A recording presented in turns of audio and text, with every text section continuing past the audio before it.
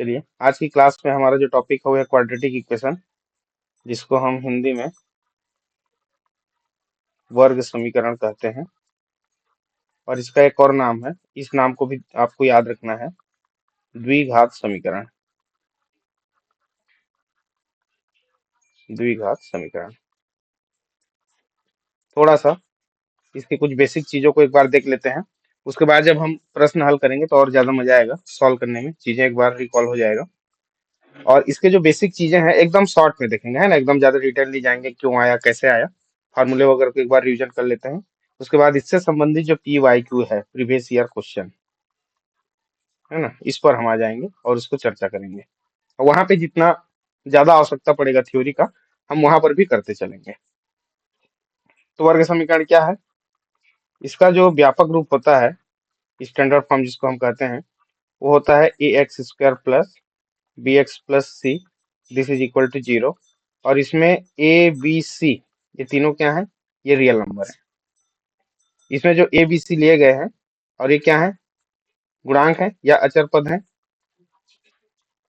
ध्यान देना है, इसमें ए जो है कभी भी शून्य नहीं होना चाहिए, इस बात को विशेष ध्यान देना है।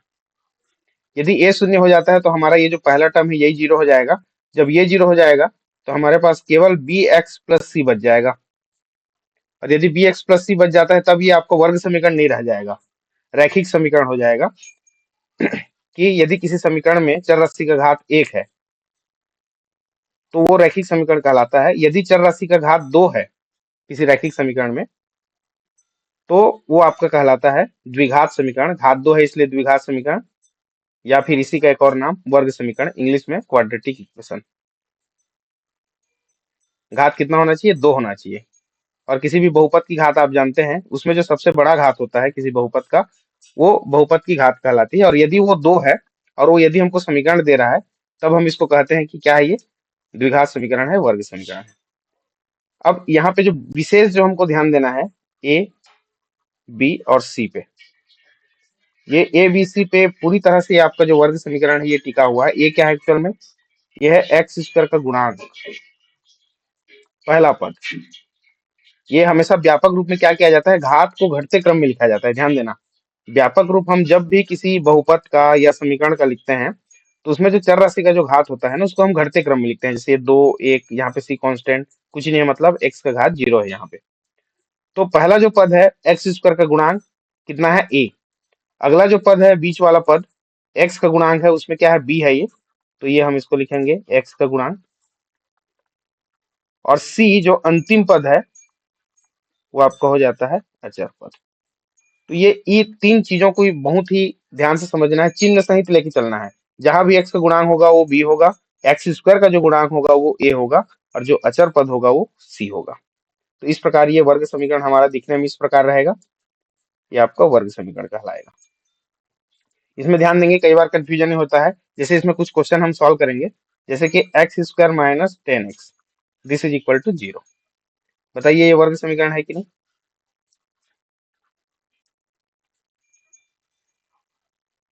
हेलो, यस नो बोलें एक बार, क्या ये वर्ग समीकरण है?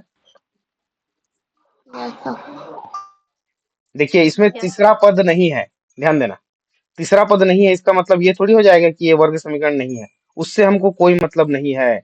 हमारा जो पहला पद जो दिखाई दे रहा है एक्स स्क्वायर, यदि यही आ जाता है तब भी हम हमारा ये क्या हो जाएगा? वर्ग समीकरण हो जाएगा।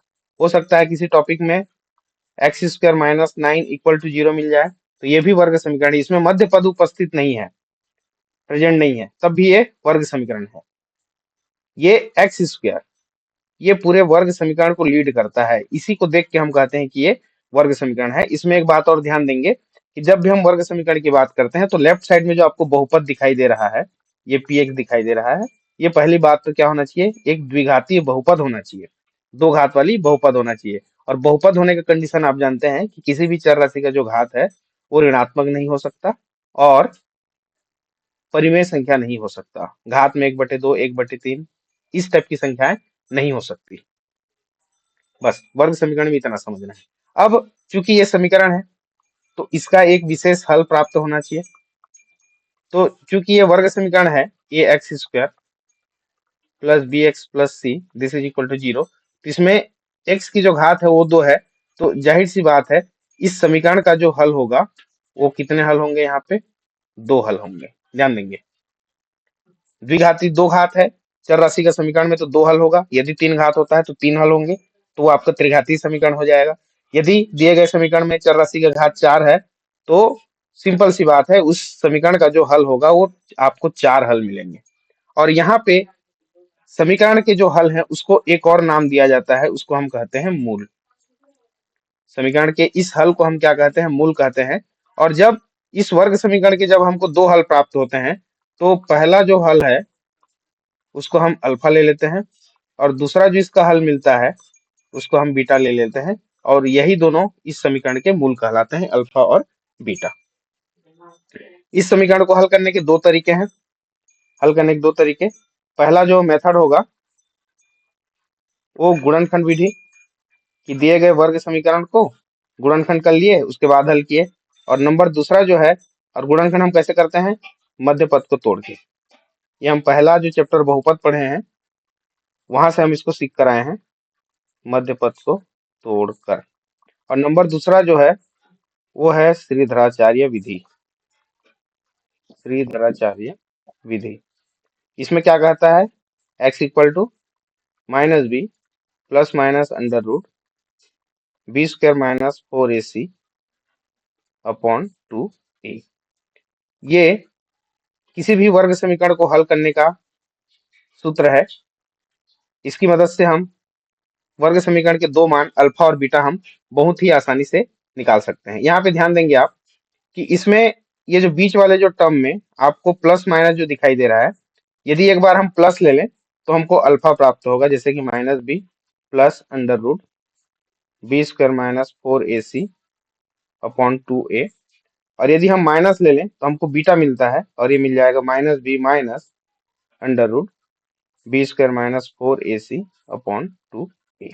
तो इस प्रकार 2 हल मिल गए, दिए गए वर्ग समीकरण के 2 हल मिल गए हमको। और इसी को क्या कहते हैं, इसका मूल कहते हैं। अब यदि इन मूलों को हम जोड़ें, वर्ग समीकरण में मूलों का योगफल यदि हम फाइंड करते हैं, जिसको हम क्या कहते हैं, अल्फा प्लस बीटा, तो बिल्कुल वैसा ही जैसे हम बहुपद में द्विघातीय बहुपद के शून्यकों का योगफल देखे थे, बिल्कुल वैसे ही यहाँ पे हम मूलों का भी योगफल देखेंगे, और ये हमको मिल जाएगा माइनस बी अपॉन ए। ध्यान से समझना है, बी क्या है यहाँ पे, फिर से एक्स का गुणांक, बी जो है यहाँ पे देखिए एक्स का गुणांक, और ए क्या है यहाँ पे, ये है आपका एक्स स्क्वायर का गुणांक, और सी जो हो जाएगा वो अचर पद हो जाएगा। अगला अगला इन्हीं मूलों को यदि हम गुणा करें, मूलों का गुणनफल, मूलों का गुणनफल जिसको हम क्या लिखते हैं, अल्फा इंटू बीटा लिखते हैं, तो ये हमको दे देगा सी अपॉन ए। इन्हीं सूत्रों का उपयोग करके अभी कुछ विशेष पिछले साल जो पूछे गए सवाल हैं 2018 से लेकर 2024 तक के, उन सभी प्रश्नों को हम हल करेंगे। यहाँ से श्रीधराचार्य विधि से हल करेंगे, कुछ प्रश्नों को हम मध्य पद को तोड़कर गुणनखंड करके हल कर देंगे, कुछ प्रश्नों को हम श्रीधराचार्य विधि से हल करेंगे। अब बात आती है कुछ और चीजों की। अब जैसे हम किसी द्विघाती समीकरण को हल करते हैं, तो समीकरण को जब हल करेंगे तो x का कोई मान मिलेगा हमको, और वो जो x का मान मिलेगा उसकी प्रकृति क्या है।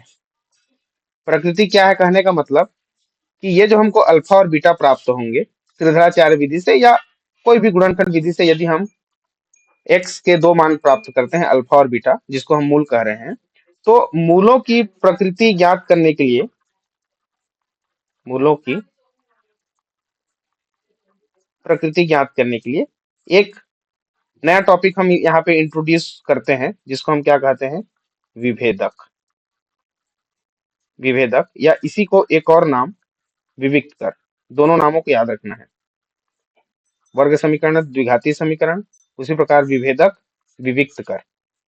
तो ध्यान देंगे यहाँ पे हम जो श्रीधराचार्य विधि से वर्ग समीकरण को हल करने के लिए ये वर्गमूल के अंदर में जो हम वैल्यू लेके चलते हैं, ध्यान देंगे यहाँ पे ये वर्गमूल के अंदर में जो हम वैल्यू लेके चलते हैं, b square minus 4ac,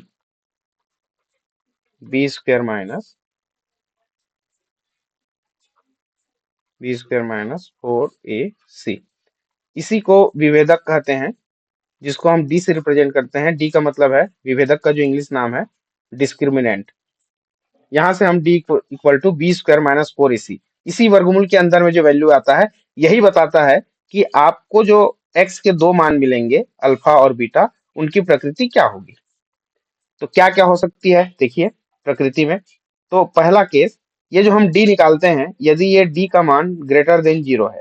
greater than zero का क्या मतलब है? इसका मतलब है कि यदि हमको विभेदक का मान धनात्मक मिलता है, धनात्मक, तब हम कहते हैं कि यहां से जो हमको मूल मिलेंगे या चर राशि का जो मान मिलेगा हल करने पे, वो मूल कैसे होंगे? वास्तविक संख्या होंगे, वास्तविक राशि होगी, वास्तविक संख्या होंगे, या फिर कहें वास्तविक होंगे। और कैसे होंगे? असमान। मतलब अल्फा का एक मान मिलेगा और बीटा का एक अलग मान मिलेगा, दो अलग अलग मान मिलेंगे। कब? जब डी का मान क्या हो? धनात्मक हो। डी मतलब विविक्त कर।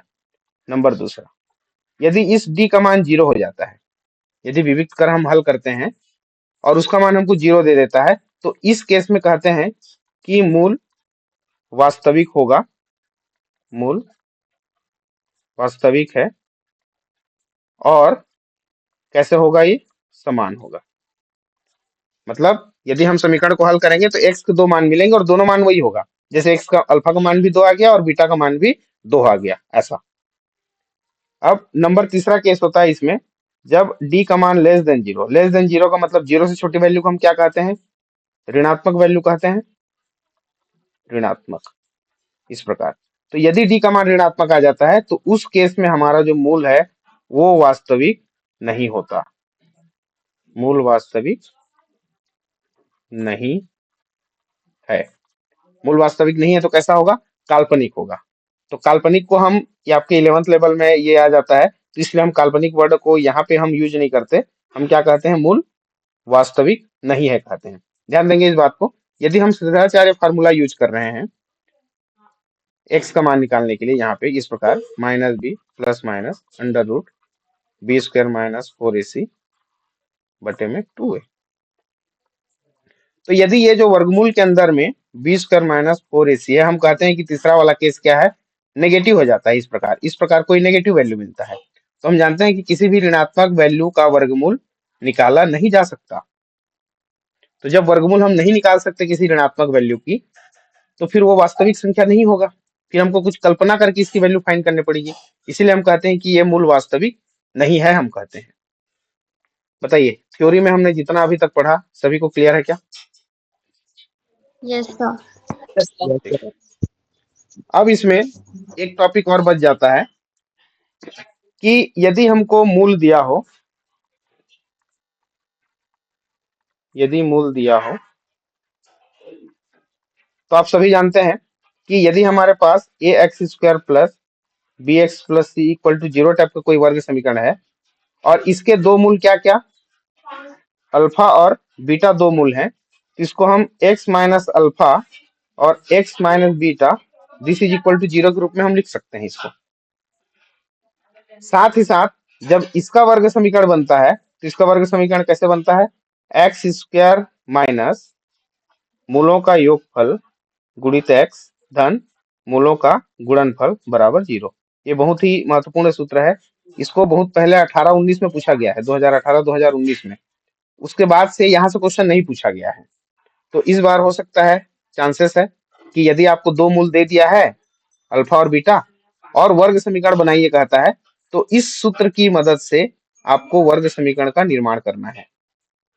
X square minus alpha plus beta into x plus alpha into beta. Alpha plus beta क्या बताएगा? मूलों के योगफल को बताएगा।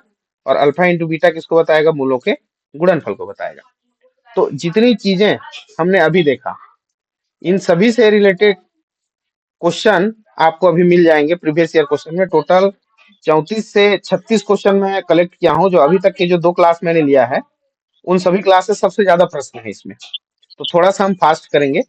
किसी का माइक अनम्यूट नहीं है, देख लेंगे, है ना? चलिए, तो अब हम शुरू करेंगे। देखिए, किसी का माइक जो है ऑन है, बंद कर लो। हाँ, तो पहला जो हमारा क्वेश्चन है, बताइए इसमें थ्योरी में किसी कुछ पूछना है अभी तक का?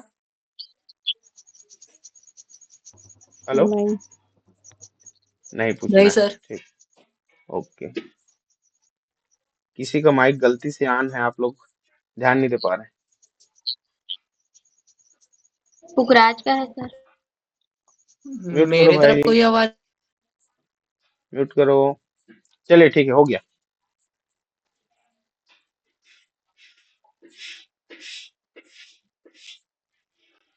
चलिए अब प्रश्न पे आ जाते हैं सीधा, बिना टाइम वेस्ट किए।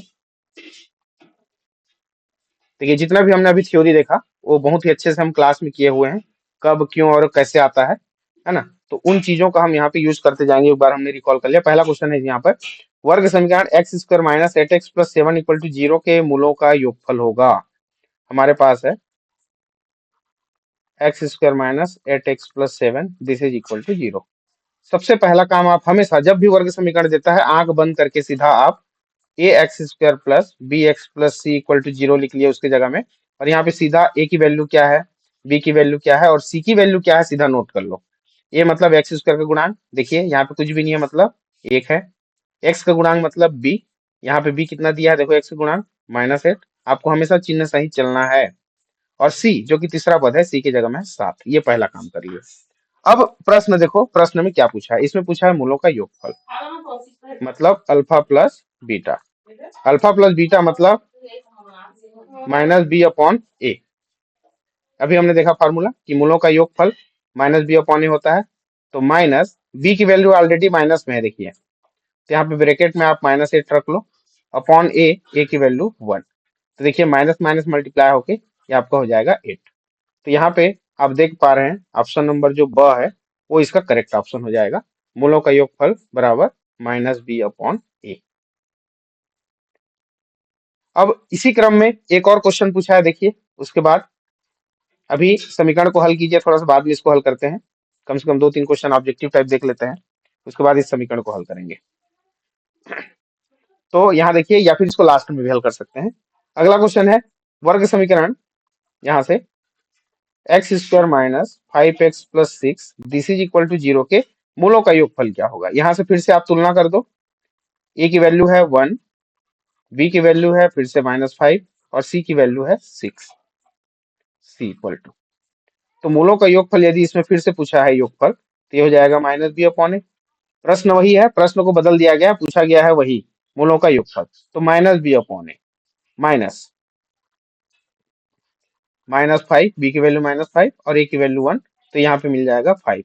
तो इस प्रकार यहाँ पे जो, अच्छा इसमें एक बहुत बड़ा मिस्टेक हुआ है क्वेश्चन में। समझ नहीं आ रहा था, बस है दोनों फाइव। हाँ दोनों फाइव फाइव दे दिया है इसमें, और एक क्वेश्चन में ही प्रिंटिंग मिस्टेक रहा होगा। तो इसमें किसी एक को हम माइनस कर लेते हैं, इसको माइनस फाइव कर देते हैं, स को। ठीक है, तो इसका जो करेक्ट आंसर हो जाएगा वो हो जाएगा ब, क्योंकि प्लस फाइव आ रहे हैं आंसर। ठीक है, अब आगे बढ़ते हैं। अगला जो क्वेश्चन 10 नंबर वाला, कि वर्ग समीकरण वाई स्क्वायर, यहाँ से y square plus two under root five y minus one this is equal to zero. यहाँ पे जो चर राशि है वो वाई लिया गया है, तो आपको कंफ्यूज नहीं होना है। फिर से आप लिख दो इसको ऐसा, A Y square plus B Y plus C this is equal to zero. यदि एक्स चर राशि लिया गया है तो ए एक्स स्क्वायर, ज्यादातर हम उसी को लेके चलते हैं, है ना। तो चर राशि से आपको घबराना नहीं है। y का घात दो दिख रहा है इसमें, मतलब ये आपका वर्ग समीकरण है। बड़ी घात दो है, मतलब ये वर्ग समीकरण है, चर राशि कोई भी उपयोग किया गया हो। तो यहाँ से यदि हम तुलना करें तो आप देख पा रहे हैं a की वैल्यू वन मतलब वाई स्क्वायर का गुणांक, b की वैल्यू मतलब y का गुणांक, ये आपका टू अंडर रूट फाइव, और अचर पद जो है वो है माइनस वन। प्रश्न में पूछा है मूलों की प्रकृति। बैक टू बैक दूसरा क्वेश्चन भी मूलों की प्रकृति पूछा है। तो मूलों की प्रकृति बताने के लिए हम क्या निकालते हैं, विभेदक निकालते हैं, विभेदक डी। और ये है फार्मूला आपका बी स्क्वायर माइनस फोर ए सी, यहां से। तो बी की स्क्वायर मतलब दो वर्गमूल पांच का स्क्वायर माइनस फोर ए सी, ए की वैल्यू हम रख देंगे वन और सी की वैल्यू रख देंगे माइनस वन। तो जब हल करेंगे ध्यान दो, दो का वर्ग करेंगे तो चार और वर्गमूल 5 का वर्ग करेंगे तो ये हो जाएगा 5, और ऋण का गुणा होके धन, और ये 4 एकम 4, तो हो जाएगा 4 पंचे 20 धन 4, ये दे देगा आपको 24। ध्यान दें, सिंस डी की वैल्यू हमको मिल गई 24 जो कि ग्रेटर देन 0 है। ध्यान दें, हमको मिल गया मूल, जो विभेदक मिला जो हमको डी की वैल्यू वो 24 मिला। 24 मतलब ये धनात्मक है, ग्रेटर देन 0 है। तो हम कहते हैं कि since D is greater than 0, तब इसके जो मूल होंगे वो कैसे होंगे, वास्तविक होंगे, मूल वास्तविक होंगे तथा असमान होंगे। जब इस वर्ग समीकरण को हम हल करेंगे तो अल्फा और बीटा के दो अलग अलग मान मिलेंगे, और दोनों कैसे होंगे, वास्तविक होंगे। बताइए, मूलों की प्रकृति वाला ये क्वेश्चन समझ आया सभी को? Yes sir. Yes sir. Yes sir. Okay, ठीक। उसी क्रम में एक और मूलों की प्रकृति वाला क्वेश्चन है, देखिए यहाँ पे x square minus 4x plus 4 equal to 0। तो इसको आप लोग होमवर्क में रख लीजिए, सेम क्वेश्चन है, केवल d equal to B square minus 4ac में आपको मान रखना है। यदि d ग्रेटर देन 0 मिला तो वास्तविक हो जाएगा, लेस देन 0 होगा तो वास्तविक नहीं होगा। यदि इक्वल टू 0 हो जाता है तो मूल वास्तविक तो होंगे, साथ ही साथ क्या होंगे, समान भी होंगे। बस इतना आपको अपने माइंड में रखना है। तो देखिए यहाँ से कितने क्वेश्चन मिल गए आपको, एक तो वर्ग समीकरण ये वाला क्वेश्चन मिल गया, उसके जस्ट नीचे यहाँ पे देखिए 7वां क्वेश्चन, वर्ग समीकरण 2x square plus 5x plus 5 this is equal to 0 के मूलों की प्रकृति ज्ञात कीजिए। इसको भी हम होमवर्क में रखते हैं। ये पूरे पिछले साल 18 से 24 तक के क्वेश्चन है, एक भी क्वेश्चन आपको नहीं छोड़ना है। क्वेश्चन भले आप ना लिखें अपने कॉपी में, लेकिन जब मैं पीडीएफ शेयर कर देता हूं तो उसका हल कम से कम आप लोग लिखें एक बार। अब यहाँ पे एक क्वेश्चन और, ये इसको हम देखते हैं यहाँ से। इसमें बोला है वर्ग समीकरण x square minus x minus 12 this is equal to 0 में मूलों का गुणनफल होगा। मूलों का गुणनफल, तो सबसे पहला काम तो हम ए की वैल्यू क्या है, बी की वैल्यू क्या है और सी की वैल्यू क्या है, हम ये आइडेंटिफाई कर लेते हैं। तो ए मतलब एक्स स्क्वायर का गुणांक जो कि कुछ भी नहीं है, मतलब 1 है। बी मतलब एक्स का गुणांक, तो यहाँ पे एक्स का गुणांक आप देख पा रहे हैं कितना है, -1 है। और सी जो है वो आपका -12 है। 12। अब यहाँ से मूलों का गुणनफल हम निकालेंगे तो अल्फा इंटू बीटा, देखिए किसी को माइक आना है ना, अल्फा इंटू बीटा ये आपका क्या हो जाएगा, सी अपॉन ए, सी अपॉन ए। अब सी की वैल्यू कितनी हो गई, -12, और ए की वैल्यू हो गई 1, तो यहाँ से आपको मिल जाएगा -12। ध्यान देना, किसी भी संख्या को 1 से डिवाइड करने पे उतना ही आएगा, है ना। तो ऋण 12, इस प्रश्न का जो आंसर होगा मूलों का गुणनफल वो हो जाएगा ऋण 12। तो आप इसमें देख सकते हैं जो सही आंसर दिया रहेगा ये यहाँ दिया है -12।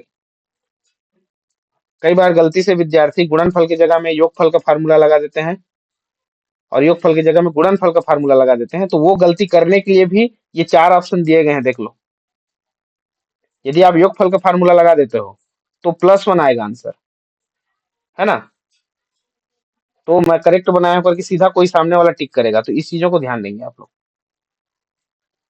अब इसके बाद एक संख्यात्मक प्रश्न पूछा गया था 6 नंबर के लिए, है ना। दो क्रमागत सम धनात्मक प्राकृतिक संख्याओं के वर्गों का योग 164 है, संख्याएं ज्ञात कीजिए। उसको हल करने के पहले हम यहाँ पे श्रीधराचार्य सूत्र का डायरेक्ट देखिए फार्मूला को दे दिया है कि द्विघात समीकरण A X square plus B X plus C equal to 0 के मूल हेतु सूत्र है। अभी हम फार्मूला लिखे थे -b plus minus under root b square minus 4ac upon 2a। तो हमको यहाँ वहां देखना ही नहीं है, ये सीधा हमारा करेक्ट आंसर हो जाएगा। यहाँ पे देखिए कहाँ पे गड़बड़ है, बटे में 2 भी दे दिया है, ये गड़बड़ हो गया। सवाल ऑप्शन में इसमें भी बटे में 2 भी दे दिया है, ऊपर से -c दे हुआ है जबकि -b होना चाहिए, ये गड़बड़ हो गया। इधर आ जाओ, द वाले ऑप्शन में यहाँ पे -4ac होता है, वो +4ac कर दिया है। क्या गलती हुआ है उसको भी आप नोट करेंगे, है ना। तो ये इसका करेक्ट आंसर हो जाएगा अ। अब हम आ जाते हैं ये क्वेश्चन नंबर 18 पे। ये जो हमारा एप्लीकेशन वाला क्वेश्चन है, जो कि 6 नंबर के लिए पूछा गया सवाल है। क्वेश्चन कहता है दो क्रमागत सम धनात्मक प्राकृतिक संख्याओं के वर्गों का योग 164 है, संख्याएं ज्ञात कीजिए।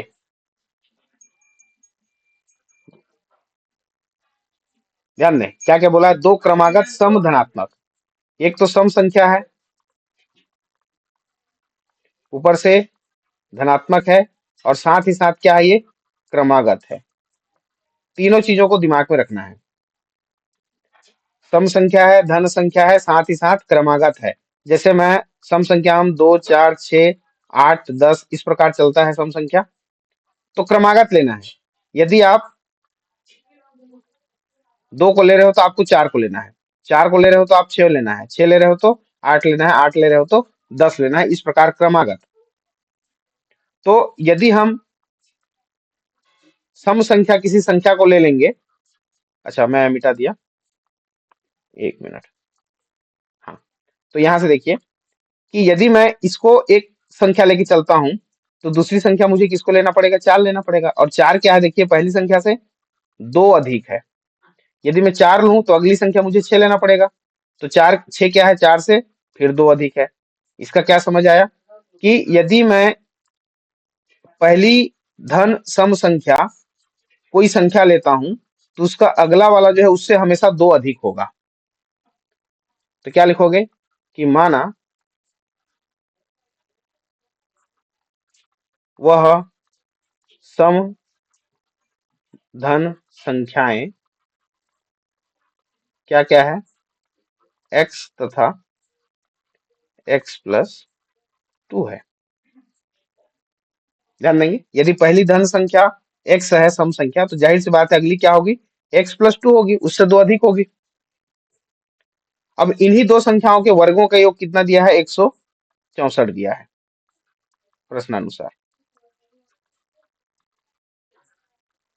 प्रश्नानुसार प्रश्न क्या कहता है कि इन दो संख्याओं के वर्गों का योग 164 होता है।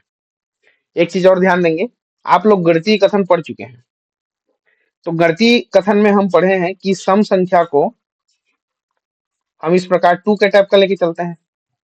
ध्यान दें, तो इसका जो अगला सम संख्या कितना होगा, 2k+2 होगा, 2 अधिक होगा, सीधी सी बात है। तो आप ऐसा लेकर भी हल कर सकते हो, नो डाउट। इसमें कंफ्यूज मत होना कि हम सम संख्या को सर x जैसा कैसे लेके चले हैं। आप ले सकते हो, कोई दिक्कत नहीं है। शायद मैं इसको क्लास में x+2 जैसा हल कराया हूं, आप चाहो तो 2k+2 करके भी हल कर सकते हो, कोई दिक्कत नहीं है।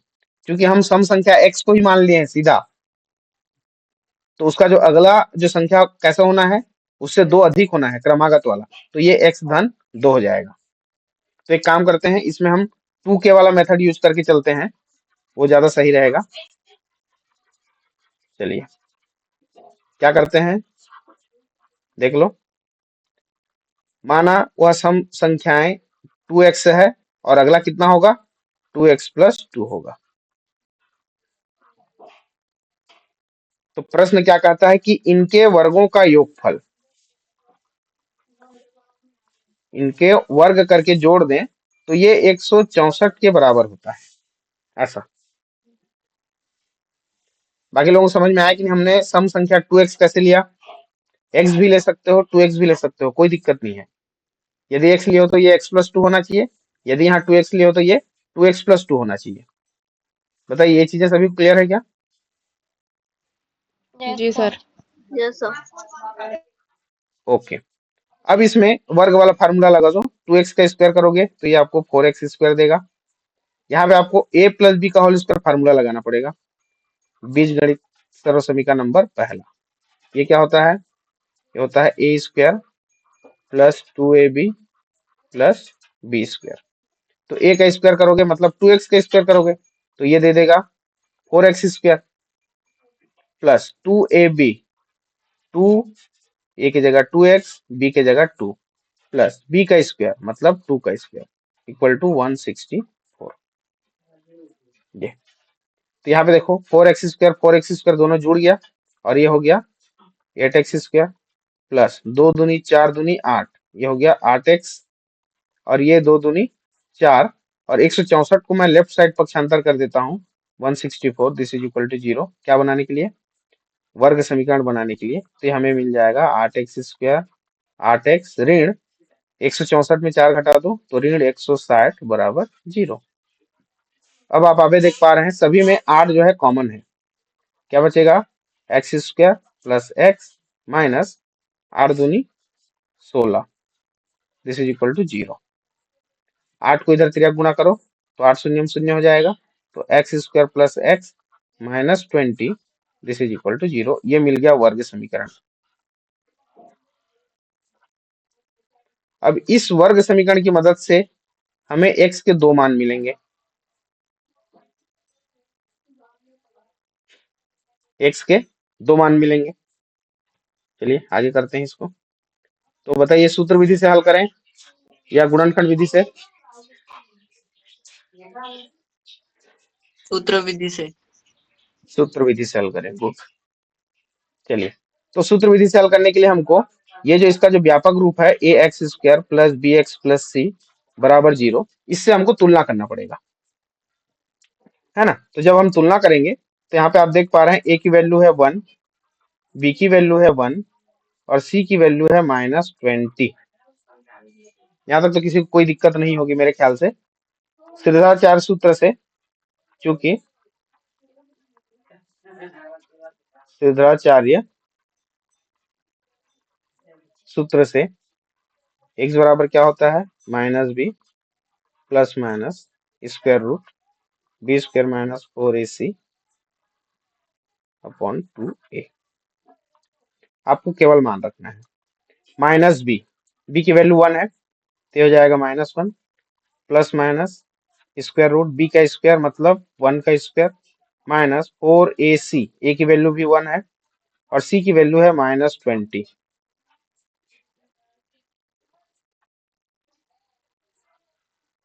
अपॉन, इसको सही किया ना हम, 8 कॉमन निकाले, 8 दूनी 16, ठीक है, 2 इंटू 1। अगला हो जाएगा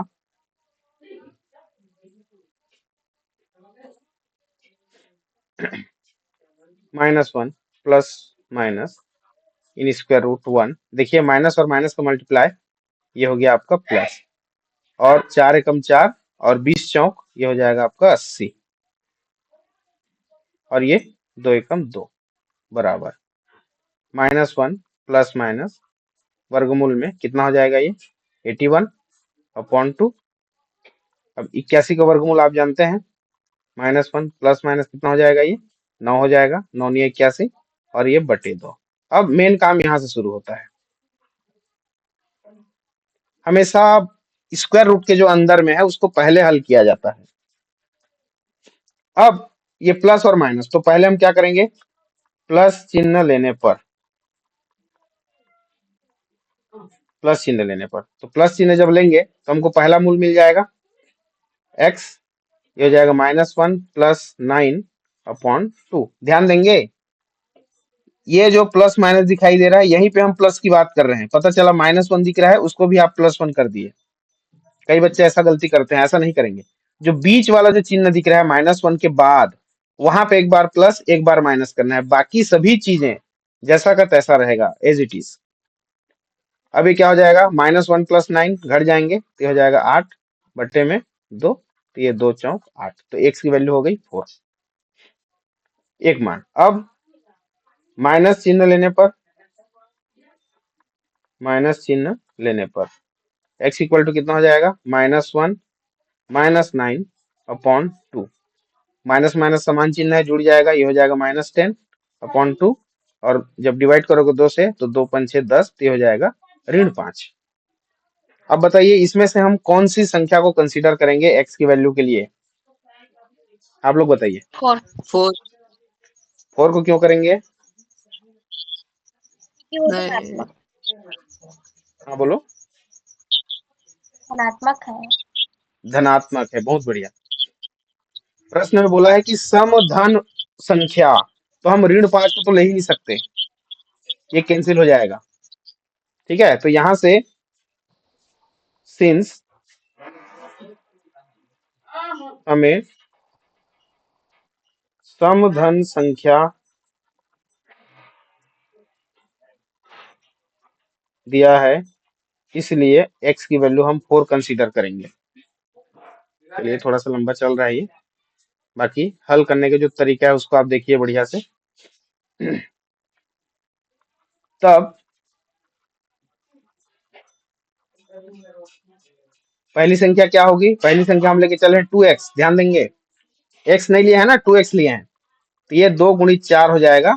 x की वैल्यू हम 4 रख दिए तो 2 चौक 8 हो गया पहली संख्या। तो इसी की जो क्रमागत जो दूसरी संख्या होगी, दूसरी संख्या वो क्या है? 2x plus 2। 2x की वैल्यू हम निकाल चुके हैं 8, और ये हम 2 जोड़ देंगे तो 8 2 10 हो जाएगा। तो वे संख्याएं 8 तथा 10 है। चाहो तो उत्तर की जांच कर लो, 8 का वर्ग कर लो, 8 अट्ठे 64 और 10 दहम 100, जोड़ोगे तो 164 आ जाएगा। देखिए यही हमारे प्रश्न का कंडीशन था कि दो क्रमागत सम धन संख्याओं का यदि वर्ग करें तो 164 आता है, तो वे संख्याएं ज्ञात कीजिए। तो वे जो संख्याएं हैं वो 8 और 10 है। बताइए समझ में आया जी सभी को इसमें? Yes sir. ठीक, तो हमारा बहुत सारा पेज ले लिया, इस वजह से हमको यहाँ से क्वेश्चन को थोड़ा सा नीचे लाना पड़ेगा। चलिए कोई बात नहीं।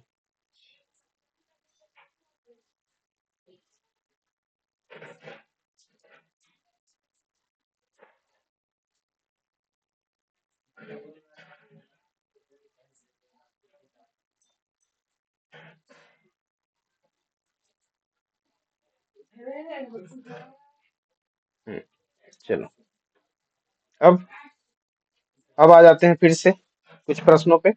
अब ये बहुत ही बढ़िया क्वेश्चन है, देखिए बहुत ही बढ़िया क्वेश्चन है। द्विघात समीकरण का विविक्त कर शून्य है। हमारे पास एक द्विघात समीकरण है जिसका विविक्त कर जो है वो 0 दिया गया है, तथा एक मूल 5 है। एक मूल क्या ले लेते हैं हम? अल्फा ले लेते हैं, इसको 5 दिया गया है। तो दूसरा मूल क्या होगा? ऋण 6 ऋण 5 6 5। हाँ बताइए। 5 होगा।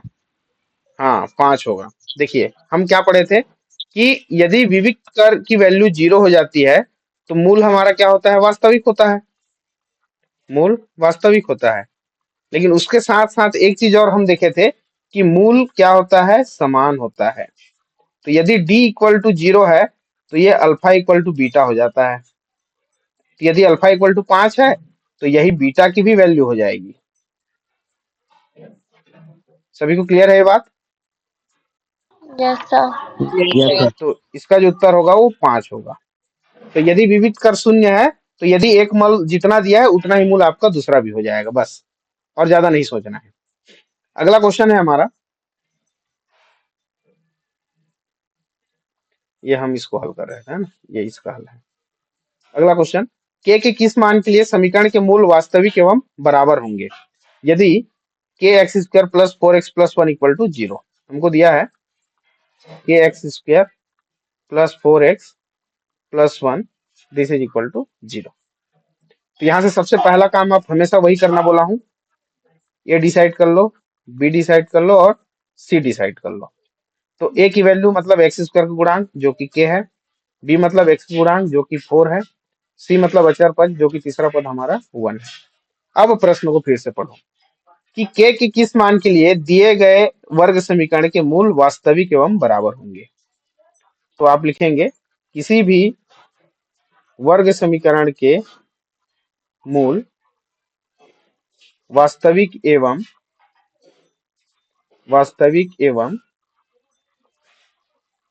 बराबर होता है यदि मतलब कब? जब d क्या हो जाए हमारा? 0 हो जाए। विविक्त कर जब 0 होता है, अभी हमने देखा कि विविक्त कर शून्य होता है तभी मूल क्या होते हैं? बराबर होते हैं। तो d इक्वल टू 0। अब d एक्चुअल में क्या है? ये है आपका बी स्क्वायर माइनस 4ac को हमको 0 के बराबर करना पड़ेगा। तो बी का स्क्वायर हमको दिया है 4, तो हो जाएगा 4 का स्क्वायर माइनस 4 इंटू ए की वैल्यू है के और सी की वैल्यू है 1, दिस इज इक्वल टू 0। यहां से यदि इसको हम आगे सॉल्व करें तो हमको मिल जाएगा 4 चौक 16 ऋण 4 के, दिस इज इक्वल टू 0। तो ऋण 4 के को दाईं ओर यदि हम पक्षांतर कर दें तो ये 4 के बराबर क्या हो जाएगा 16, तो के बराबर हो जाएगा 16/4, मतलब 4 चौक 16। तो के की वैल्यू 4 के लिए इस वर्ग समीकरण में यदि हम के की जगह 4 रख दें तो ये वर्ग समीकरण क्या हो जाएगा, मूल वास्तविक हो जाएगा, साथ ही साथ बराबर भी हो जाएगा। बताइए ये समझ में आया कि नहीं? Yes sir. कुछ ये 2 नंबर के लिए पूछा गया सवाल है, ज्यादा लंबा चौड़ा नहीं करना है इसमें। ठीक, अब आगे बढ़ते हैं। अगला क्वेश्चन देखिए क्या बोला है, 9वां नंबर। इसमें वर्ग समीकरण x square plus 2x minus 3 equal to 0 में मूलों का योगफल एवं गुणनफल ज्ञात कीजिए। दोनों बोल दिया है इसमें, है ना। तो इसको पेज के सामने में ही मैं यहाँ पर कर देता हूँ इस क्वेश्चन को। ये क्वेश्चन नंबर 9 वाला है ना। प्रश्न है हमारा x square plus 2x minus 3 this is equal to 0। सीधा करते हैं, मूलों का योगफल अल्फा प्लस बीटा ये होता है माइनस बी अपॉन ए, माइनस बी मतलब 2 दिया हुआ है तो ये -2 हो जाएगा अपॉन 1 मतलब -2। मूलों का गुणनफल भी पूछा है तो अल्फा इंटू बीटा ये होता है सी अपॉन ए, सी की वैल्यू दी है -3 और ए की वैल्यू फिर से 1, तो 1 से डिवाइड करेंगे -3 को तो ये मिल जाएगा आपको -3। तो इस प्रकार योगफल और गुणनफल हमको मिल गया ऋण 2 और ऋण 3। समझ में आया क्या, या ज्यादा शॉर्ट हो गया? यस आ गया सर। ठीक है। बाकी और भी बच्चे जो ज्वाइन किए हैं वो भी रिस्पांस देंगे, यदि समझ नहीं आता है तो तुरंत पूछना है, सर समझ नहीं आया एक बार और रिपीट करिए ऐसे करके, तो हम उसको और बार एक्सप्लेन करेंगे, है ना। हाँ, अब आ जाते हैं ये क्वेश्चन नंबर 3। अभी हमने सॉल्व किया के किस मान के लिए इस समीकरण के मूल वास्तविक एवं बराबर होंगे यदि समीकरण आपका 9x स्क्वायर प्लस, ये प्लस है ना, 9x square plus 3kx plus 4 equal to 0। तो इसको तो मैं होमवर्क में दूंगा, ध्यान दें होमवर्क में करेंगे इसको। यहाँ पे b की जगह में कितना है आपका 3k है, b की जगह में 3k है, c की जगह में 4 है और a की जगह में 9 है। अच्छा ये रिपीट हो गया है 2 बार, कोई बात नहीं।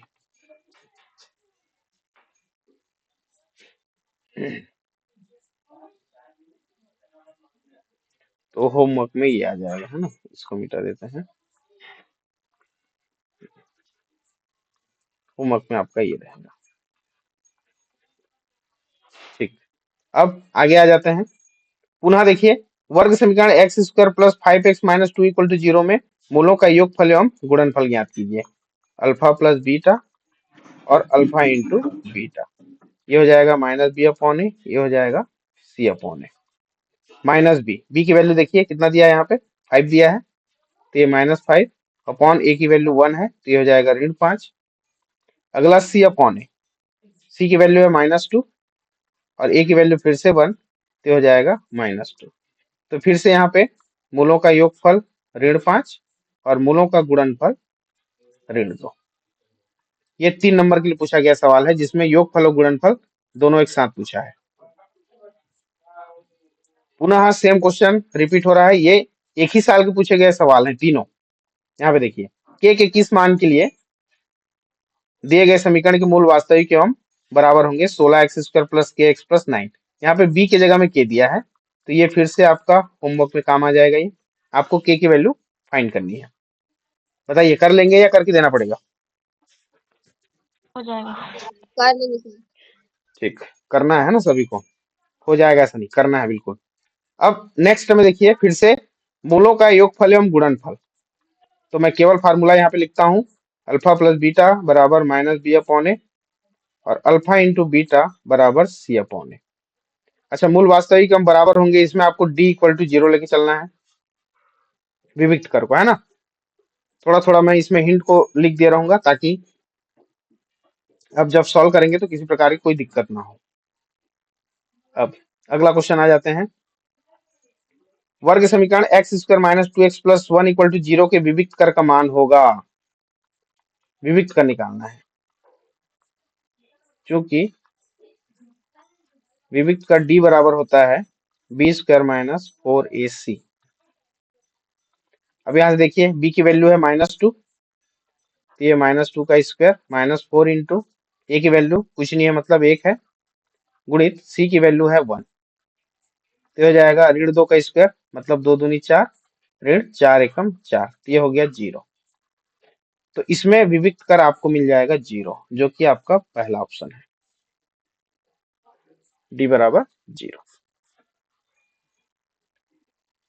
नेक्स्ट में आ जाते हैं। फिर से मूलों का योगफल एवं गुणनफल पूछा है। फिर से एक बार फार्मूला लिखते हैं। जितना ज्यादा आप लिखेंगे चीजें उतना ही क्लियर होते जाएगा। अल्फा इंटू बीटा बराबर सी अपॉन ए। फिर से मान रखना है। अच्छा ये वही क्वेश्चन थोड़ी है, नहीं नहीं वही क्वेश्चन नहीं, अलग है ये, है ना। चलिए कर देता हूँ इसको। ये रहा क्वेश्चन। माइनस बी, बी की वैल्यू ऑलरेडी माइनस है, तो माइनस माइनस कितना हो जाएगा ये -5 अपॉन ए की वैल्यू 3, तो हो जाएगा 5/3। मूलों का गुणनफल सी अपॉन ए, सी की वैल्यू है 2, यहाँ पे देखिए 2, तो 2/ए की वैल्यू 3, तो ये 2/3 और 5/3, इसमें मूलों के योगफल और गुणनफल हो जाएगा। अब जो हमारा सवाल है वो है डायरेक्ट वर्ग समीकरण दे दिया था, और अभी तक मैं देख रहा था सभी प्रश्नों में कि 18 से लेकर 24 तक की जितने भी सवाल हैं उसमें एक ही क्वेश्चन ऐसा है जिसमें सीधा वर्ग समीकरण दिया है और इसको हल कीजिए बोला है। एक ही क्वेश्चन है, नहीं तो बोलेगा मूलों का योगफल ज्ञात कीजिए, गुणनफल ज्ञात कीजिए, विविक्त कर ज्ञात कीजिए, प्रकृति बताइए, या कुछ शाब्दिक प्रश्न जैसे सम संख्याओं के वर्गों का योग इतना है तो संख्याएं क्या होंगी, ऐसा टाइप का, है ना। और ऊपर में एक क्वेश्चन जो हम छोड़ के आए हैं सेकंड नंबर में, है ना, वो एक क्वेश्चन, और ये वो भी वर्ग समीकरण के फॉर्म में नहीं दिया है, उसको वर्ग समीकरण के फॉर्म में पहले कन्वर्ट करना है, उसके बाद सॉल्व करना है। तो यहाँ जो हमारा क्वेश्चन है 9x² - 3x - 2 this is equal to 0। अब इसको सूत्र विधि से भी हल कर सकते हैं, गुणनखंड विधि से भी हल कर सकते हैं। बताइए किससे हल करें इसको? सूत्र विधि। सूत्र विधि। चलिए तुलना कर देते हैं फिर से इसको। ax² + bx + c this is equal to 0। तो यहां से हम देख पाएंगे a की वैल्यू है 9 जो कि x² का गुणांक है, b की वैल्यू है -3 जो कि x का गुणांक है, और c जो अचर पद है हमारा वो है -2। सिंस x इक्वल टू हम जानते हैं -b plus minus under root में b² - 4ac अपॉन 2a। जब वैल्यू रखेंगे तो -b, तो -3 प्लस माइनस अंडर रूट में -3 का स्क्वायर -4ac, a की वैल्यू 9, c की वैल्यू -2। बिल्कुल ही चिन्ह सहित रखना है आपको, कुछ नहीं करना है, चिन्ह सहित रखना है। 2 गुणित 9, ऋण और ऋण का गुणा हो जाएगा आपका -3 प्लस माइनस, यहाँ से ऋण 3 का स्क्वायर करोगे तो 3 तिया 9, ऋण देख लो, ऋण और ऋण 2 है यहाँ पे, तो गुणा करेंगे तो धन हो जाएगा, जाहिर सी बात है। और यहाँ पे आपका 4 दूनी 8 और 8 निया, यहाँ से हो जाएगा 72 बटे 9 दूनी 18।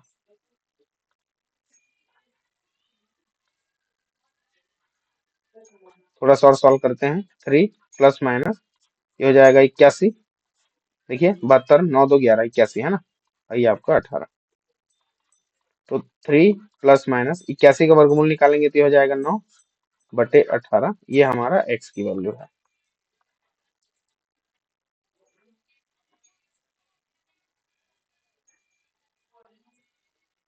तो x की वैल्यू जब इसमें निकालेंगे हम, तो पहला काम करेंगे हम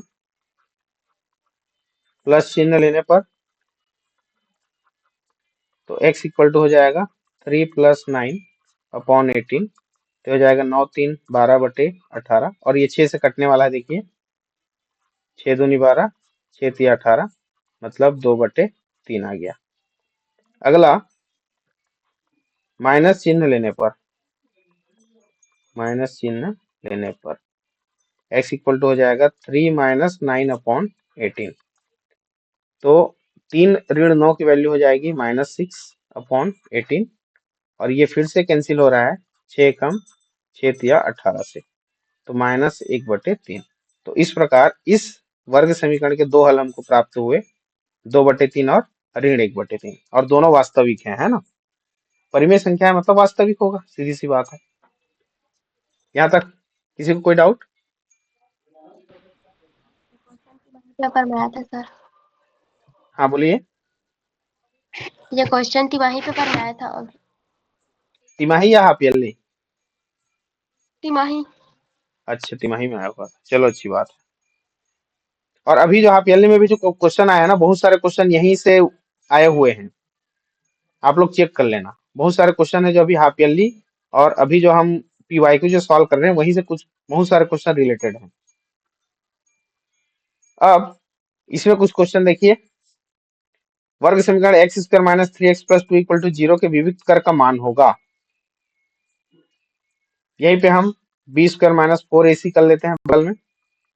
d = तो b की वैल्यू है -3 और तो -3 का स्क्वायर करेंगे तो ये हो जाएगा 3 तिया 9 ऋण 4 गुणित a की वैल्यू है 1 और c की वैल्यू है 2, तो 9 ऋण 4 दूनी 8। देखिए 4 एकम 4 दूनी 8, कितना बचा 1। तो इसका जो उत्तर हो जाएगा, बहुत ही ध्यानपूर्वक करना है इसको। अब अगला क्वेश्चन है फिर से कि दिए गए वर्ग समीकरण के मूलों का योगफल एवं गुणनफल ज्ञात कीजिए। तो ये आपके होमवर्क में अगला क्वेश्चन है फिर से नंबर 10 कि दिए गए वर्ग समीकरण को हल कीजिए। ध्यान देना, ये उसी साल का प्रश्न है जिसका अभी हम हल किए अभी, है ना। किसी एक ही साल में डायरेक्ट वर्ग समीकरण दिया था हल कीजिए करके, उसके बाद कुछ अलग अलग तरीका से पूछा गया है हमेशा। तो ये मैं इसको होमवर्क में देता हूं, और अब अभी जो मैं जितना होमवर्क में दे रहा हूं अभी का आज का, वो होमवर्क आप जो है बढ़िया बना के ग्रुप में डालेंगे इसको। अगला क्वेश्चन पुनः विविक्त कर का मान होगा, ये विविक्त कर आपको निकालना है फिर से, ये भी होमवर्क।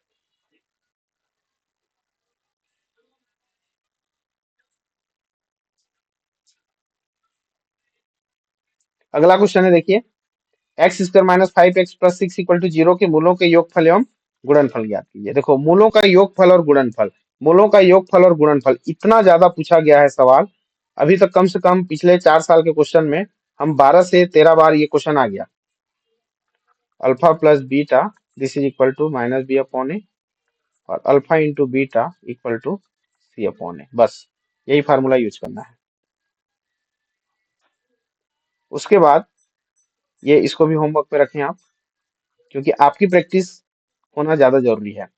अब क्वेश्चन नंबर 10 में देखिए, वर्ग समीकरण 3x² - 11x + 10 = 0 को हल कीजिए। इसको भी आप चाहे तो सूत्र विधि से हल कर सकते हैं, चाहे तो आप गुणनखंड विधि से हल कर सकते हैं। चलिए इस क्वेश्चन को गुणनखंड विधि से हल करते हैं, एक क्वेश्चन कम से कम। तो हमारा जो क्वेश्चन है,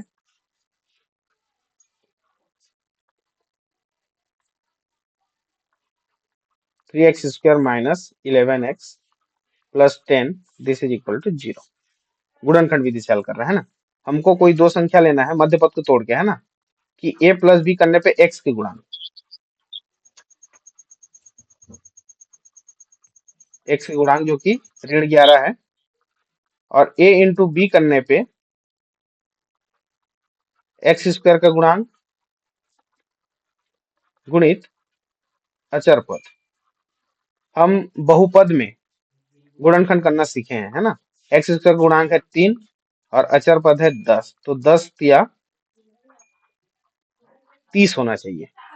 ऐसी संख्या हमको खोजना है कि यदि उसका हम योग करें तो -11 आए और उसी संख्या को यदि हम गुणा करें तो 30 आए। पहली बात क्या गौर करना है, दोनों संख्याओं को गुणा करने पे धनात्मक मिल रहा है, मतलब या तो दोनों धनात्मक होंगे या दोनों ऋणात्मक होंगे। जोड़ने पे -11 आ रहा है, मतलब वो दोनों क्या होंगे, ऋणात्मक। तो वो संख्या क्या हो जाएगा, ऋण 6 गुणित -5 ऋण 5, बहुत बढ़िया। और ये -6 -5। सभी समझ पा रहे हैं कि नहीं, बताएं। Yes yes sir. सर। ठीक,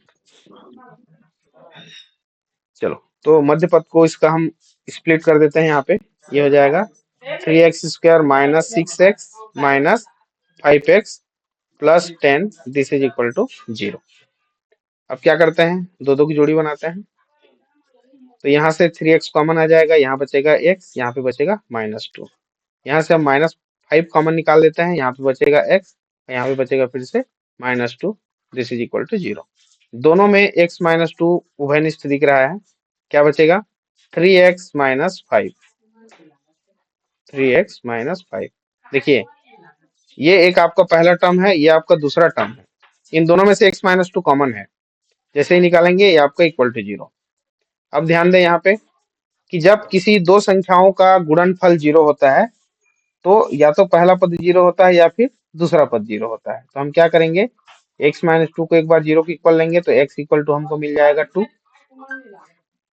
और जब हम 3x -5 इक्वल टू 0 करते हैं तो यहाँ से x की एक और वैल्यू मिलेगी, 3x इक्वल टू 5 और x इक्वल टू हो जाएगा 5/3, इस प्रकार। तो इस वर्ग समीकरण के हमको दो मान मिल गया, x इक्वल टू 2 और x इक्वल टू 5/3। ये दोनों मान इस वर्ग समीकरण को संतुष्ट करेंगे, यही इसका हल है। क्लियर हुआ जी सभी को? Yes yes sir. सर। ठीक। अब ये क्वेश्चन छोटे छोटे कैसे दिख रहे हैं, चलिए थोड़ा सा बड़ा कर देते हैं। इसमें बोला है निम्न में से कौन सा वर्ग समीकरण नहीं है। देख लीजिए कौन सा वर्ग समीकरण नहीं है। तो वर्ग समीकरण नहीं होने के लिए हमको डायरेक्ट देखना है कि कोई भी चर राशि यदि आपको दिखाई दे रहा है, उसका घात यदि ऋणात्मक है, नेगेटिव, या कोई p/q टाइप का यदि घात है, तो वो कभी भी वर्ग समीकरण नहीं होगा। तो इसमें यहाँ पे देखिए ब वाला ऑप्शन x का घात 1/2 है। क्योंकि ये ऑब्जेक्टिव कोई एक ऑप्शन करेक्ट होगा और ये वर्ग समीकरण नहीं है, तो सीधा ये आपका वर्ग समीकरण नहीं है। मैं ध्यान देना, वर्ग समीकरण है पूछा है कि नहीं है पूछा है, दोनों को ध्यान देना है, ध्यान से पढ़ना है। अब देखो पहला जो ऑप्शन है, जब इसको थोड़ा सा सिंप्लीफाई करोगे तो ये वर्ग समीकरण बन जाएगा। ऑलरेडी वर्ग समीकरण है, x का घात 2 दिख रहा है। ये भी डायरेक्ट वर्ग समीकरण है, x का घात 2 दिखाई दे रहा है। बस ब वाला जो ऑप्शन है इसी में दिक्कत है, जो उसका घात रेशनल नंबर होगा 1/2।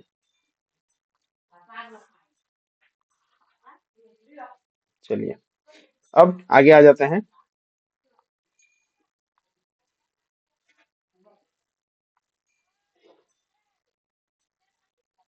ये देखिए ये बहुत ही अच्छा क्वेश्चन एक बार पूछा गया था, 3 नंबर के लिए पूछा था इसको। देखिए ये क्वेश्चन कि वर्ग समीकरण को हल कीजिए, x² -10x इक्वल टू 0। बहुत ही सरल है, इसको केवल गुणनखंड करना है आपको। देखिए दोनों में क्या कॉमन दिखाई दे रहा है, x, तो क्या बचेगा x -10 बराबर 0। अब दो पद हो गया, गुणनखंड हो गया, तो या तो x बराबर 0 होगा या फिर x -10 इक्वल टू 0 होगा।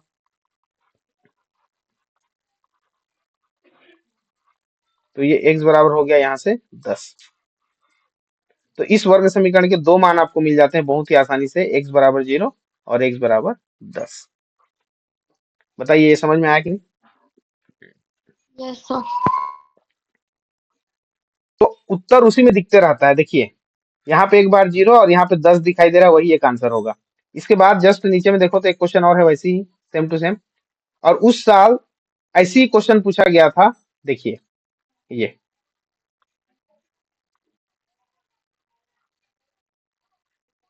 क्वेश्चन और ये नीचे में ये वाला क्वेश्चन। तो डायरेक्ट देख के बता सकते हैं यहाँ से x इक्वल टू 0 और x इक्वल टू कितना हो जाएगा, 9। यहाँ से देखिए ये हो जाएगा x इक्वल टू 0 और यहाँ से x इक्वल टू कितना 11, क्योंकि फिर से वही आपको गुणनखंड करना है।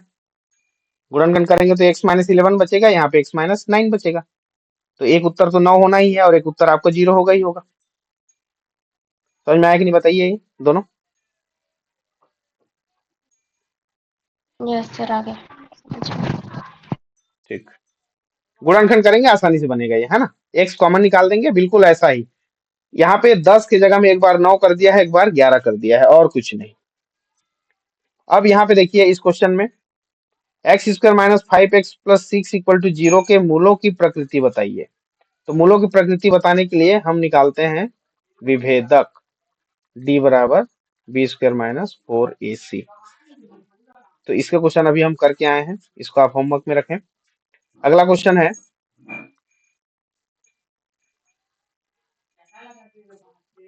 ये है वर्ग समीकरण 2x square minus 4x plus 3 के मूलों का गुणनफल होगा। मूलों का गुणनफल कितना होता है?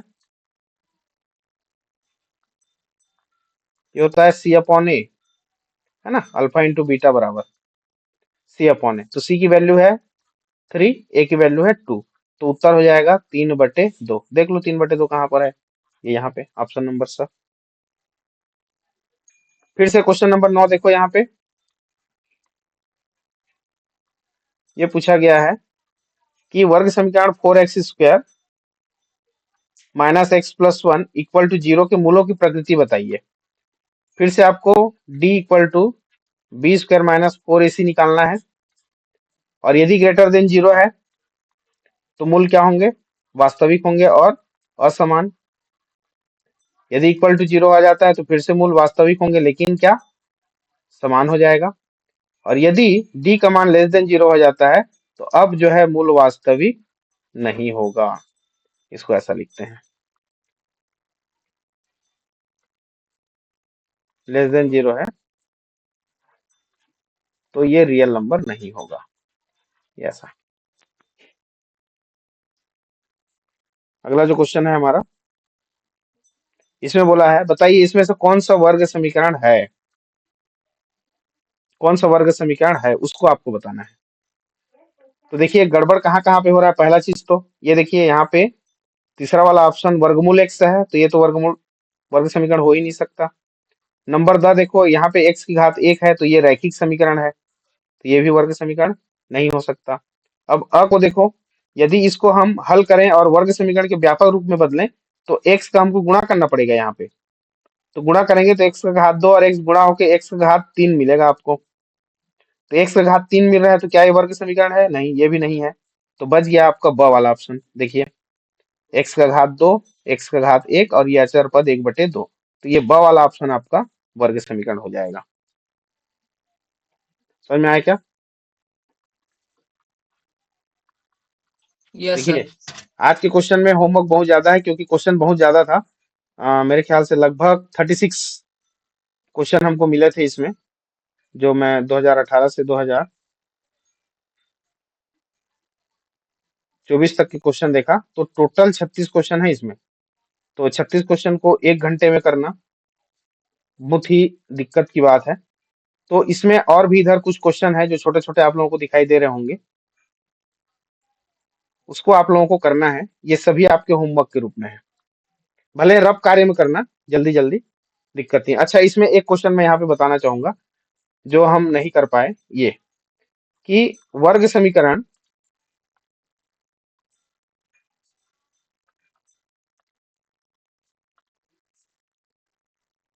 अरे मैं गलत को कर दिया, 1 मिनट, ये इसको करना था अपने को एक्चुअल में। ये क्वेश्चन कि वर्ग समीकरण बनाइए जिसके मूल 3 और ऋण 8 है। बिल्कुल वैसे ही सबसे नीचे में आप लोगों को दिखाई दे रहा होगा, सातवां सातवां करके। वर्ग समीकरण बनाइए जिसके मूल 7 और 4 है, वर्ग समीकरण बनाइए जिसके मूल 4 और 4 है। तो इसको भी आप होमवर्क में रख लेंगे, इसको भी होमवर्क में रख लें। तो यदि हमें अल्फा और बीटा दिया हो तब वर्ग समीकरण कैसा बनता है? एक्स स्क्वायर माइनस मूलों का योगफल गुणित एक्स धन मूलों का गुणनफल बराबर 0। तो केवल अल्फा और बीटा का मान रखना है आपको, और कुछ नहीं। तो यहाँ पे देख लीजिए, पहला क्वेश्चन में 3 दिया है और बीटा की वैल्यू -8 दिया है, एक्स धन अल्फा फिर से 3 और बीटा की वैल्यू -8 इक्वल टू 0। केवल मान रखना है फार्मूले में, और कुछ नहीं। एक्स स्क्वायर माइनस, यहाँ पे देखिए 3 ऋण 8 करेंगे तो कितना हो जाएगा, ये हो जाएगा ऋण 5, और ये एक्स ऋण यहाँ से 8 दिया 24, चूंकि अलग अलग चिन्हों का गुणा माइनस होता है इसलिए ऋण 24 हो गया 0। अब यहाँ से देखिए ऋण ऋण गुणा होके ये हो जाएगा धन 5x और ये ऋण 24 बराबर 0। तो ये वर्ग समीकरण बन गया आपका। इसी क्रम में 7 और 4 के लिए, 4 और 4 के लिए आपको हल करना है। अच्छा देखो, शुरुआत में जब हम थ्योरी स्टार्ट किए थे तो ये जो नीचे वाला क्वेश्चन आप देखो,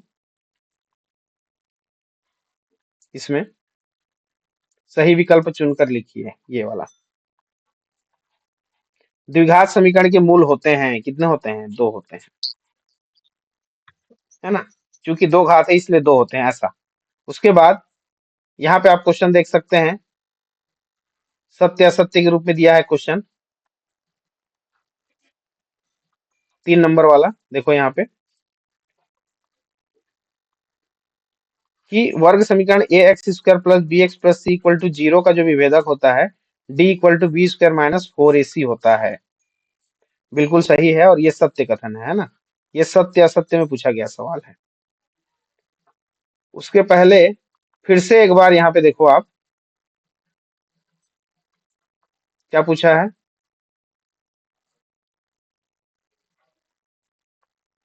कि दिए गए वर्ग समीकरण के मूलों की प्रकृति ज्ञात कीजिए।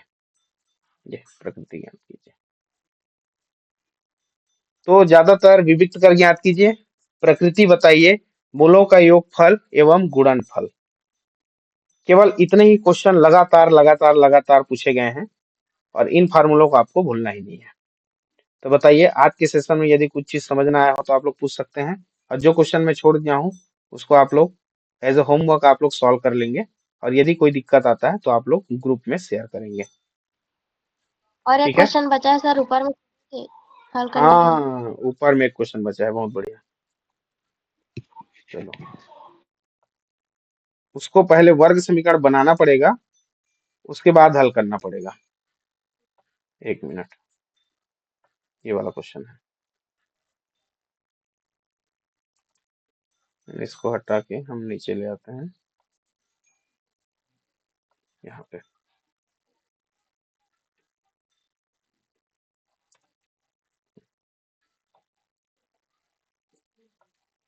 ये हमारा सवाल है।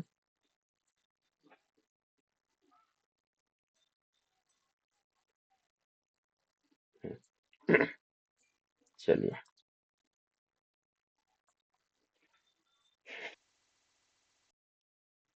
इसमें आपको क्या करना है, ध्यान दें, समीकरण हल कीजिए, पहले इसको सिंप्लीफाई करना है और वर्ग समीकरण का जो व्यापक रूप होता है वहां पर ले जाना है इसको, सबसे पहला काम। तो चूंकि देखिए दोनों परिमेय संख्याएं हैं, x प्लस 1 बटे में x माइनस 1 और x माइनस 1 बटे में x प्लस 1, तो परिमेय संख्याओं को हल करने के लिए आप जानते हैं हर समान करना पड़ता है। तो हम क्या करेंगे, इस x प्लस 1 का अंश और हर के साथ गुणा कर देंगे, फिर इस x माइनस 1 का फिर से अंश और हर के साथ गुणा कर देंगे तो हर समान हो जाएगा। तो देखो x प्लस 1 पहले हमेशा दाएं से बाएं गुणा करना है ना, राइट टू लेफ्ट।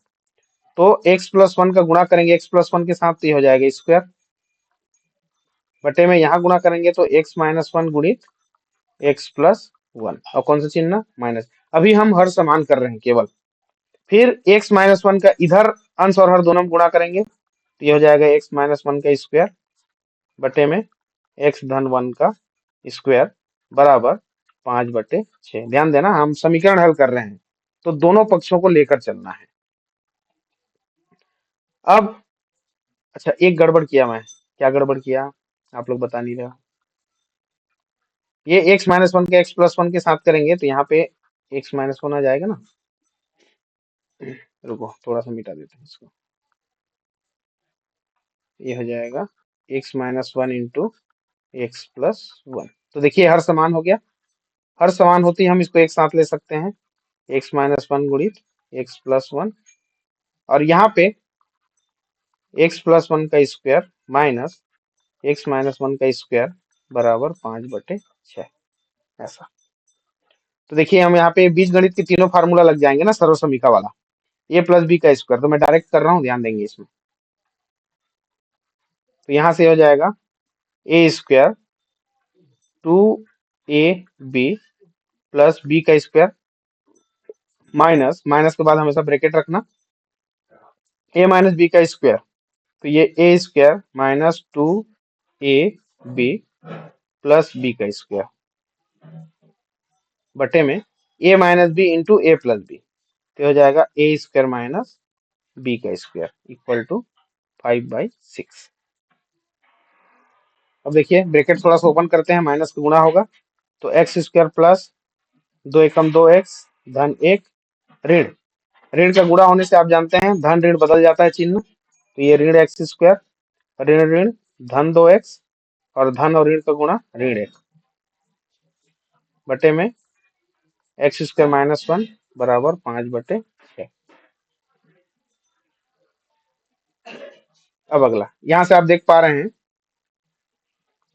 कि ये आपका प्लस एक्स स्क्वायर, ये माइनस एक्स स्क्वायर कैंसिल, ये +1 और ये -1 कैंसिल, हमारे पास बचा 2x 2x, तो ये दोनों जुड़ के हो जाएंगे 4x और बटे में एक्स स्क्वायर माइनस 1 बराबर 5/6। त्रिया गुणा कर दो तो 6 चौक 24x, इधर 5 के गुणा करेंगे तो 5 गुणित एक्स स्क्वायर माइनस 1, तो 24x बराबर 5x स्क्वायर माइनस 5 एकम 5। 24x को दाएं तरफ ले जाओ तो लेफ्ट में बच जाएगा 0, तो ये बचेगा 5x स्क्वायर माइनस 24x, क्योंकि धन है पक्षांतर करने पर ऋण 24 और ऋण 5 ये बराबर 0, या इसी को ऐसा भी लिख सकते हो 5x स्क्वायर माइनस 24x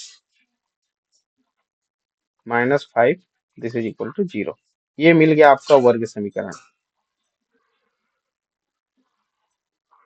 इसके बाद आपको हल करना है, चाहे आप सूत्र विधि लगाएं, चाहे आप मध्य पद को तोड़कर गुणनखंड करें, दोनों चलेगा। तो मध्य पद कैसे टूटेगा, मध्य पद तोड़ देते हैं, आसानी से होगा। ए प्लस बी करने पे -24 आए और गुणा करने पे 5 × 5 = 25 ऋण 25 आए, तो कैसे करेंगे इसको, इसको कर देंगे हम 5x square minus 25x plus x minus 5 this is equal to 0। बताओ, ऋण 25 गुणित 1 करने पे ऋण 25 और ऋण 25 धन 1 करने पे ऋण 24, दोनों कंडीशन फुलफिल हो गया।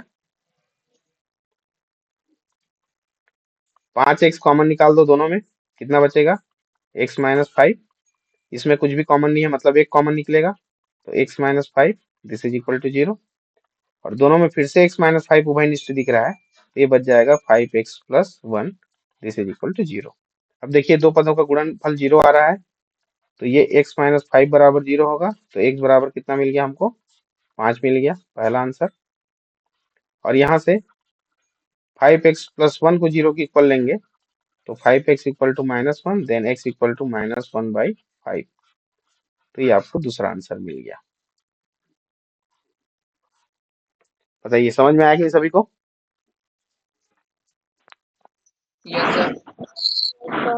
ठीक, अब इसमें इस समीकरण हल कीजिए बोला है, और उसमें बोला है x is not equal to 1 and -1। इसका क्या मतलब है कि यदि इस समीकरण में हम x की जगह 1 या -1 रख देते, तो देखो तो यहाँ पे डिनोमिनेटर में हर में यदि x की जगह 1 रख दिए तो 1 - 1 0, तो 1/0 टाइप की संख्याएं होता ही नहीं, अपरिभाषित हो जाएगा। मान लीजिए हम -1 रखते हैं, तो यहाँ पे देखो दूसरे नंबर में -1 + 1 फिर 0 हो जाएगा, तो हम x की वैल्यू 1 और -1 नहीं रख सकते। मान लिया जाए इस वर्ग समीकरण को हल करते करते सपोज x की वैल्यू 1 या फिर -1 में दोनों में से कोई एक आ जाता है, ऐसा कोई भी आपको प्रश्न दिया है एग्जाम में सपोज आ गया और 1 या -1 आ जाता है, दोनों में से कोई एक, दोनों तो नहीं आएगा, फिर तो इसका हल ही नहीं मिलेगा हमको, दोनों में से कोई एक आ जाता है, तो उस वैल्यू को आपको कंसीडर नहीं करना है, और मैं मानता हूं ऐसा होगा ही नहीं। क्यों नहीं होगा, क्योंकि यदि ये वर्ग समीकरण बन रहा है तो x के 2 मान आपको मिलेगा ही मिलेगा। तो मुझे ये बताने का मतलब ये है कि इन चीजों को समझना है कि ऐसा क्यों दिया गया है, कंफ्यूज नहीं होना है।